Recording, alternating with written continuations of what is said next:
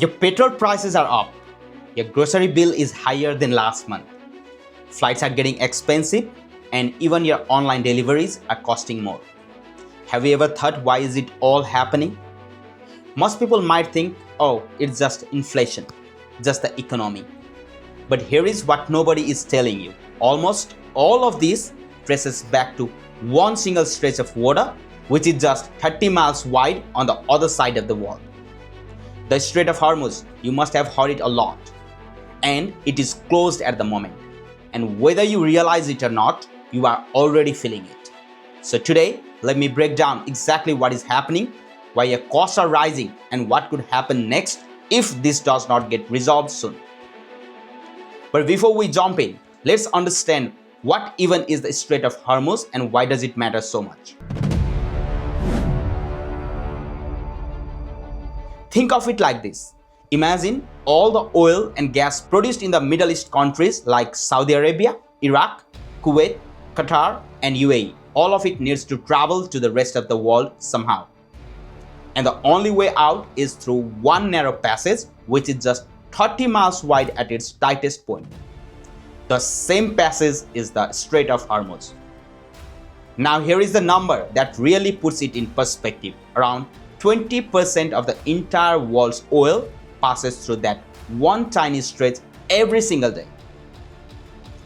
1/5 of everything the world runs on through one bottleneck. China gets its 1/3 of its oil through there. Japan, 70% of its Middle Eastern oil comes through that strait.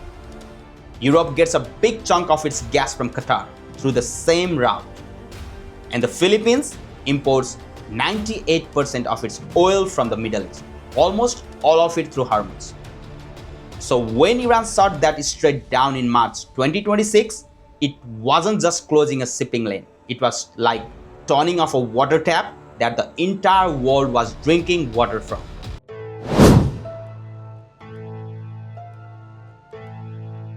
The impact was almost immediate. Oil prices jumped 10 to 13% within days. Brent crude, the global oil benchmark, shot past $120 a barrel. Analysts started warning, if this lasts longer, we could see $132, even $167 a barrel by the end of 2026.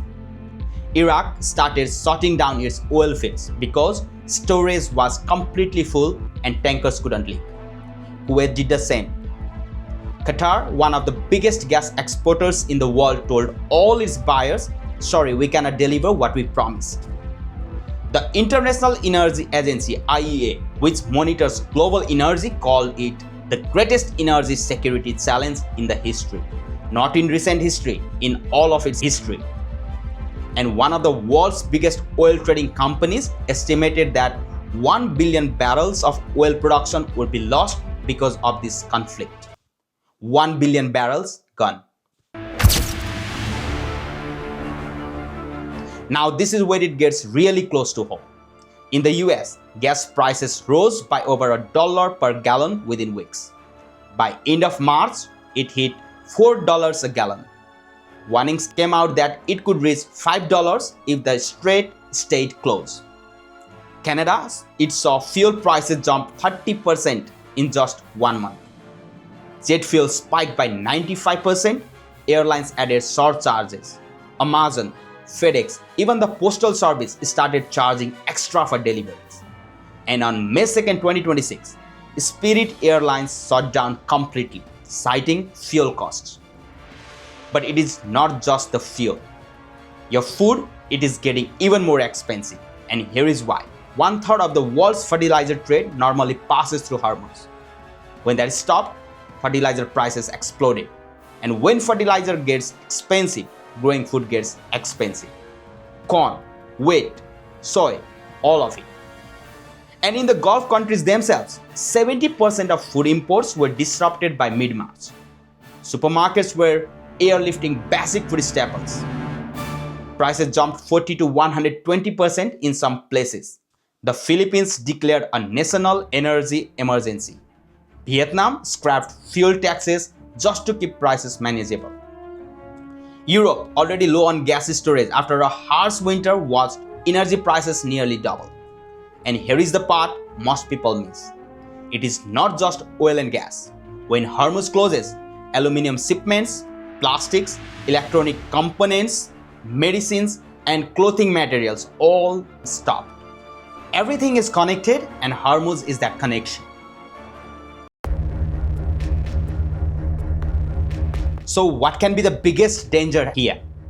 Now zoom out for a second, because there is an even scarier picture here. Economists were not just worried about high prices, they were worried about something called stagflation. Simply put, prices going up while the economy slows down at the same time. It is one of the hardest situations to fix because the solutions actually make each other worse. Global GDP growth could fall by nearly 3 percentage points in just one quarter. Stock markets dropped, bond markets sold off, interest rate cuts that people were expecting got put on hold. Airlines had to reroute flights around Middle Eastern airspace, burning more fuel, taking longer. Several major airports in the region, handling about 15% of global air traffic, shut down entirely. The two biggest shipping companies in the world, Max and Hapag-Lloyd, suspended their Middle East routes completely. And then something even more troubling came out. A Financial Times investigation found that hundreds of millions of dollars in suspicious bets were placed on falling oil prices just minutes before major government announcements. See, the oil prices have been in betting. Someone knew what was coming and profited from it. This was not just an energy crisis anymore. It became a crisis of trust. So where does this all stand today? A ceasefire was called on April 8, 2026, which barely withstood. The strait technically tried to reopen, but here is the honest reality. Ship traffic is still far below normal. Insurance companies are still charging massive premiums for any ship that wants to pass through. Shipping companies are still nervous. A ceasefire on paper does not mean safety on the water. And even if the strait fully reopens tomorrow, the damage does not just disappear. Supply chains that broke down over weeks take months to rebuild. Oil wells that shut down take time to restart.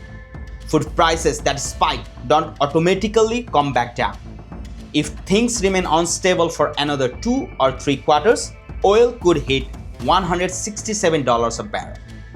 The world's poorest economies, the ones with no savings and lots of debt, would slide into genuine crisis. The IEA released emergency oil reserves to try to help, but reserves are a temporary cushion, not a permanent fix. The real fix is stability, and right now, nobody can guarantee that. So what happens to the world if the Strait of Hormuz stays closed? Simply put, everything gets more expensive, the economy slows down, and the people who feel it hardest are always the everyday people, like you and me.